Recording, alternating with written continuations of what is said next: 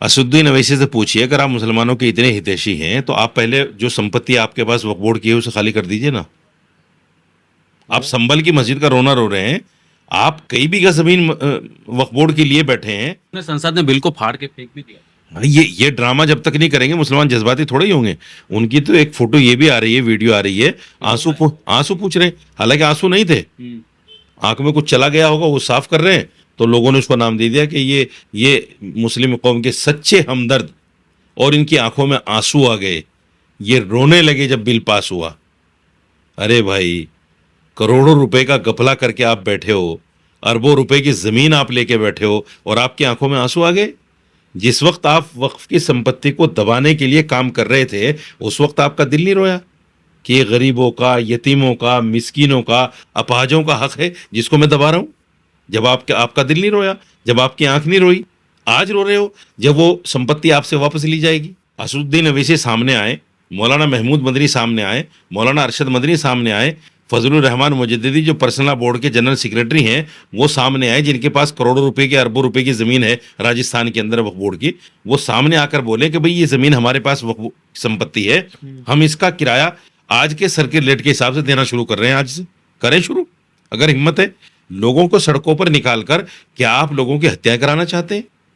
क्या आप लोगों को जानबूझकर उकसाना चाहते हैं कि वो बेचारे अनपढ़ लोग, जो जिनको वक्फ की समझ नहीं है, जिनको वक्फ अमेंडमेंट की समझ नहीं है, जिनको सिर्फ आपने दीन के नाम पर उकसा दिया, और मुसलमान को हर आदमी अपनी जागीर समझता है, अपनी लौंडी समझता है, वो जैसे चाहता है इस्तेमाल करता है, और हम इस्तेमाल होते हैं मामूली से फ़ायदे के लिए, थोड़े बहुत फ़ायदे के लिए।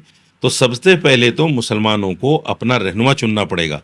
और ये जो रहनुमा बने फिर रहे हैं ना, इनकी जो कलई इस बिल ने खोली है कि करोड़ों अरबों की संपत्ति लिए बैठे हैं, ये भी मुसलमान को समझना पड़ेगा कि हम इनके पीछे चलें या हम इनसे हटकर किसी आदमी को अपना नेता माने, अपना रहनुमा माने, और उसके पीछे चलकर आगे आने वाले अपनी नस्लों को कम से कम इस बुराई से, इस गलती से बचा लें। वक्फ संशोधन बिल राज्यसभा और लोकसभा में पास होने के बाद राष्ट्रपति द्रौपदी मुर्मू की भी इस पे मुहर लग चुकी है। इसको लेकर जगह जगह विरोध प्रदर्शन देखने को मिल रहा है। वहीं बीजेपी इसको अपनी उपलब्धि बता रही है। इसी पर हमारे साथ बात करने के लिए मौलाना साजिद रशीदी साहब हैं, जो विस्तार से इनसे बात करेंगे कि आखिर वक्फ को लेकर के एक धड़ा जो है वो इसको सपोर्ट कर रहा है, दूसरा बहुत तगड़े तरीके से इसका विरोध कर रहा है। सर, स्वागत आपका यूथ मीडिया टीवी पे। बहुत शुक्रिया, बहुत शुक्रिया। कैसे देख रहे हैं सर जो नया संशोधन हुआ है वक्फ के अंदर? देखिए, जितनी भी सरकारें रही हैं जी, उन्होंने अपने तरीके से वक्फ बिल में संशोधन किया है। सवाल ये है कि जिन सरकारों को हम अच्छा मानते थे, अपना हितैषी मानते थे, उन सरकारों ने जब इसमें संशोधन किया तो लोगों ने बड़ी तालियां बजाई कि साहब ये तो बहुत अच्छा हो गया। लेकिन दिक्कत की बात यह है कि 1995 का संशोधन आने के बाद संशोधन लटका रहा, और 2013 में जाके उसका इम्प्लीमेंट हुआ।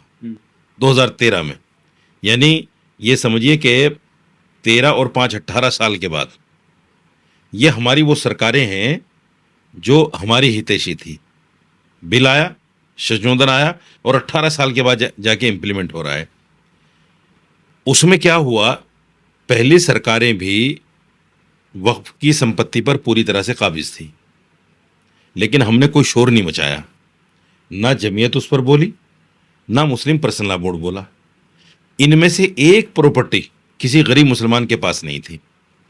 जिन लोगों ने किराएदारी पर ये जगह ली, गरीब मुसलमान तो ले नहीं सकता, क्योंकि इसका किराएदारी का जो प्रोसेस था उन सरकारों के टाइम में वो ये था कि एक तो जो भी प्रॉपर्टी की वैल्यू है उसका 30% वक्फ बोर्ड में जमा कराइए आप, प्लस जो बीच में दलाल होता था वो पैसा खाता था, प्लस चेयरमैन पैसा खाता था, प्लस मेंबरान पैसा खाते थे। यानी गरीब आदमी की पहुंच से बाहर थी ये। मैंने खुद एक प्रॉपर्टी के लिए आवेदन किया, वो मुझे नहीं मिल पाई, क्योंकि मेरे पास घूस देने के लिए इतना पैसा नहीं था। तो पहले भी ये संपत्ति सरकारों के पास रही। 250 बीघा जमीन मेरे पास, लिस्ट है पूरी, मैंने पहले भी आपको दिखाई है। वो 250 बीघा जमीन दिल्ली के अंदर कांग्रेस सरकार के रहते हुए सरकार के पास चली गई। केंद्र सरकार और उसकी एजेंसी, दिल्ली सरकार और उसकी एजेंसी, और कोई मुसलमान नहीं बोला, सब खामोश रहे। जमीयत भी खामोश रही, और आपका अल्लाह भला करे पर्सनल बोर्ड भी खामोश रहा। इसलिए खामोश रहा क्योंकि उनके पास भी अरबों रुपए की प्रॉपर्टी थी जिस पर वो नाजायज काबिज करे बैठे थे। जमीयत उलमा हिंद का जो दफ्तर है आप देखिएगा जाके, जो मेन बत्ती है आईटीओ की लाल बत्ती मस्जिद अब्दुल नबी पुराने पुलिस मुख्यालय के बिल्कुल बराबर में ऐसी प्राइम लोकेशन की ज़मीन है वो 2000 से 2500 गज। आज उसकी वैल्यू अरबों रुपए में है, अरबों रुपए में। फिर एक नए सदर बने जमीयत के मौलाना अरशद मदनी साहब, उन्होंने बराबर में ही मस्जिद एक झील प्याऊ है आईटीओ पर ही, वहाँ 1 बीघा से 1.5 बीघा ज़मीन कब्जा कर लिया और वो ज़मीन भी अरबों रुपए की है। कांग्रेस के ज़माने में इन लोगों ने भर भर के वक्फ बोर्ड की संपत्ति को लूटा। कांग्रेस खामोश रही। कांग्रेस इसलिए खामोश रही क्योंकि सरकार के पास भी कई सौ बीघा ज़मीन थी। अगर ये लोग बोलते कि सरकार के पास हमारी ज़मीन है तो सरकार कहती कि तुम्हारे पास भी, तुम छोड़ो। इसलिए कांग्रेस भी खामोश रही और ये भी खामोश रहे, चोर चोर दोनों मुँह से भाई। तो इसलिए उस वक्त में किसी ने आवाज़ नहीं उठाई। अब इस बिल में ये संशोधन आ गया है कि जो भी इलीगल ऑक्युपाइड है वक्फ की संपत्ति पे, वो संपत्ति उससे वापस ली जाएगी। अब इनके पेट में दर्द हुआ कि ये अरबों रुपए की ज़मीन हमसे छूटेगी, यकीनन छूटेगी जब आप उसका किराया नहीं दे रहे हैं। तो ये लोग जो है अब परेशान हैं और उसमें दीन का नाम लेकर और ये कहकर तुम्हारा दीन खतरे में आ गया, तुम्हारी मस्जिदें खतरे में आ गई, तुम्हारी खानकाहें खतरे में आ गई, तुम्हारे कब्रिस्तान खतरे में आ गए, इसलिए सड़कों पे निकलो। लोगों को सड़कों पे निकाल रहे हैं। सड़कों पे निकालने का मतलब इनका सिर्फ अपनी संपत्ति को बचाना है, दीन को बचाना या मुसलमान को बचाना नहीं। भ्रष्टाचार अंदर ही अंदर कहीं ना कहीं हो रहा था। ये बहुत सारा भ्रष्टाचार नहीं, पूरा बिल्कुल काला काला अध्याय कहिए उसको आप। वक्फ बोर्ड की तारीख में कांग्रेस के ज़माने में जो अगर कोई सही इतिहासकार हो तो वक्फ के लिए जो लिखेगा वो ये लिखेगा कि मुसलमानों के 250 इमाम थे दिल्ली के अंदर, आज भी हैं वक्फ बोर्ड के। उन इमामों को कांग्रेस के रहते हुए कभी 1 महीने की बराबर कंटिन्यू सैलरी नहीं मिल पाई। और उस वक्त में उनके ज़माने में तो सैलरी कितनी होती थी, 300 रुपये, 500 रुपये, 900 रुपये, 1200 रुपये, फिर बढ़ के वो 10,000 तक भी हुई। कभी भी सैलरी जो है सही टाइम पे नहीं मिली। और हाल ये था कि जब तक सरकार जो है वक्फ बोर्ड को ग्रांट ना दे, इमामों को सैलरी नहीं मिलती थी। असदुद्दीन ओवैसी कहते हैं कि मुसलमानों को 2म दर्जे का नागरिक बनाने के लिए ये बिल लाया गया है। संभल की मस्जिद भी जो है वो वक्फ के अंदर से हट जाएगी, तो आज नहीं तो कल उसको भी तोड़ दिया जाएगा। असदुद्दीन ओवैसी से पूछिए, अगर आप मुसलमानों के इतने हितैषी हैं तो आप पहले जो संपत्ति आपके पास वक्फ बोर्ड की है उसे खाली कर दीजिए ना। आप संभल की मस्जिद का रोना रो रहे हैं, आप कई बीघा ज़मीन वक्फ बोर्ड के लिए बैठे हैं, आप कहते हैं जी मैं मुसलमानों का रिफाई काम कर रहा हूँ। आपके पास तो करोड़ रुपया है, आपके पास पैसे की कमी थोड़ा ही है। आप वक्फ की संपत्ति को वक्फ बोर्ड को दे दीजिए और दूसरी जगह खरीद कर जो है ये जगह चला लीजिए अपनी, या फिर कम से कम उसका किराया तो दीजिए। आप तो किराया भी नहीं दे रहे हैं उसका और संपत्ति को छोड़ भी नहीं रहे हैं। आप संभल की बात क्यों कर रहे हैं? पहले अपनी बात कीजिए ना। पहले आप अपने घर से शुरुआत कीजिए। अच्छे काम की शुरुआत पहले अपने घर से करनी चाहिए।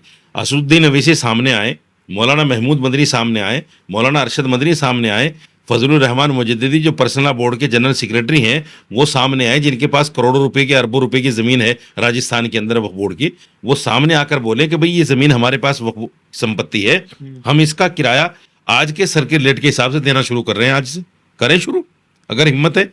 लोगों को सड़कों पर निकाल कर क्या आप लोगों की हत्या कराना चाहते हैं?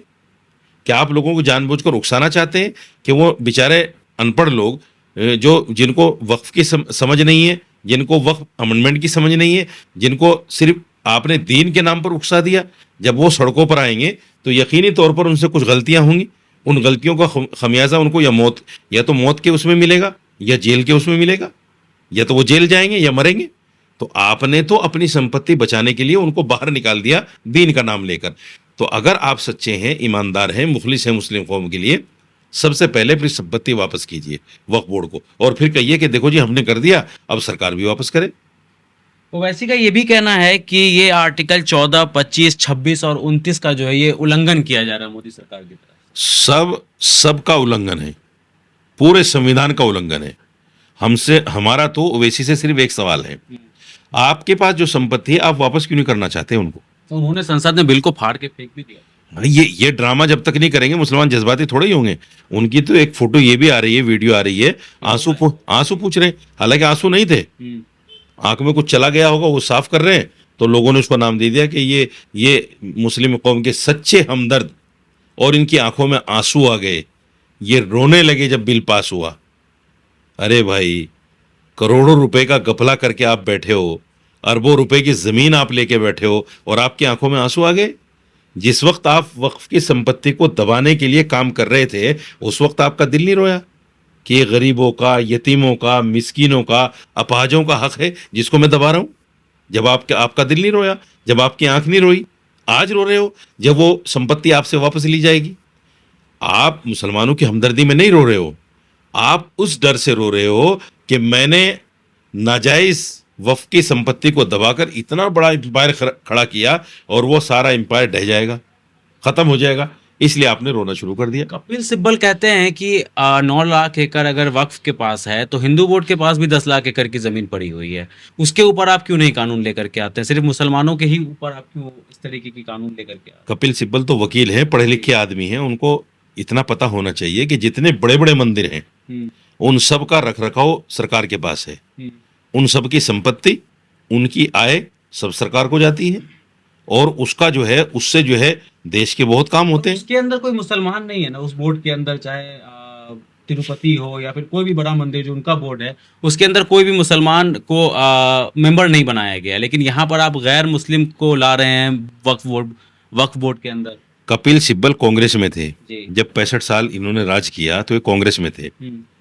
कांग्रेस अगर मुसलमानों की हितैषी थी तो कांग्रेस ने जिस तरह सिखों की तमाम प्रॉपर्टियां, तमाम गुरुद्वारे उनको प्रबंधक कमेटी को दे दिया, हमारे इन तमाम प्रॉपर्टियों को के लिए एक प्रबंधक कमेटी क्यों नहीं बनाई ताकि ये सारी प्रॉपर्टी मुसलमान के पास होती है? आज कई सारे मुस्लिम नेता ये कह रहे हैं कि हमारे अंगने में तुम्हारा क्या काम।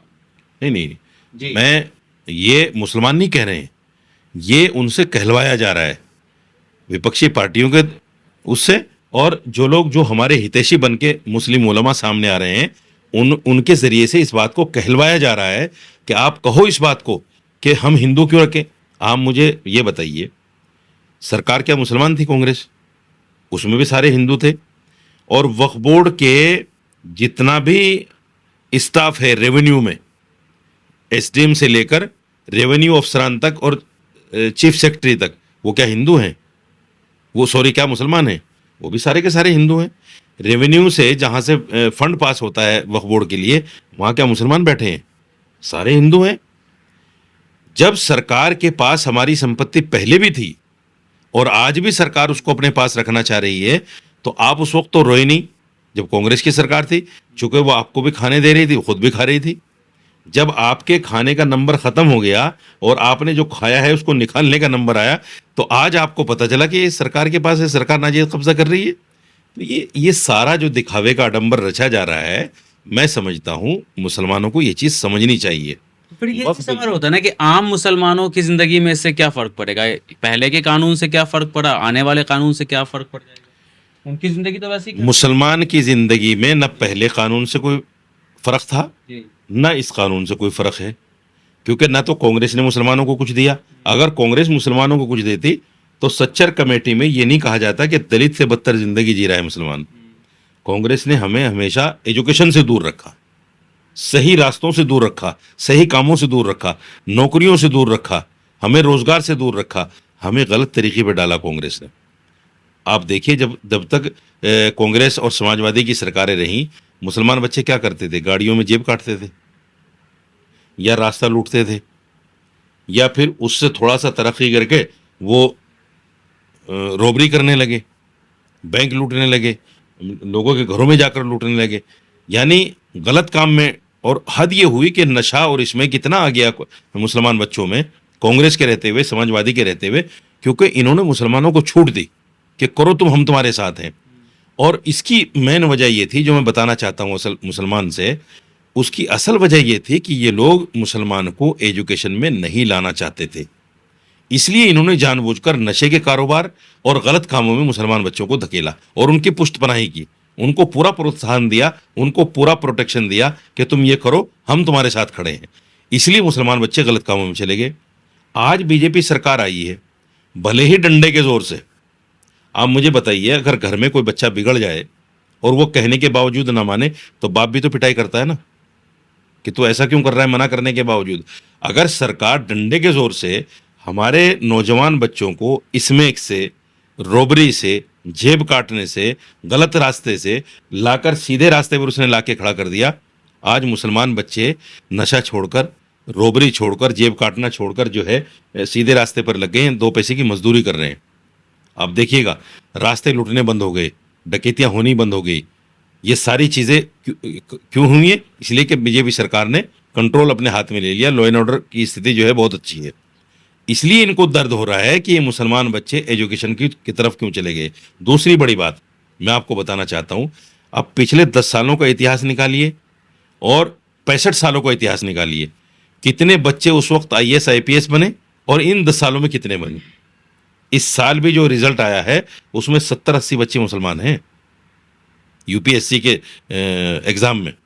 तो ये सारा श्रेय जो है बीजेपी गवर्नमेंट को जाता है कि इस गवर्नमेंट ने कम से कम मुसलमान बच्चों को एजुकेशन की तरफ तो लेकर आए। तो प्रधानमंत्री ने कहा था कि एक हाथ में कुरान और एक हाथ में कंप्यूटर हो। यकीनी तौर पर देखिए, कोई भी सरकार, कोई भी पार्टी, कोई भी सरकार मुसलमानों को कुरान पढ़ने से रोक नहीं सकती। ये हमारा संवैधानिक अधिकार है। संविधान अगर ख़त्म हो जाए देश से, ये देश हिंदू राष्ट्र बन जाए, सिख राष्ट्र बन जाए या कुछ भी राष्ट्र बन जाए, तब जाकर कुरान को पढ़ने से रोका जा सकता है। संविधान के रहते हुए तो नहीं रोका जा तो सकता।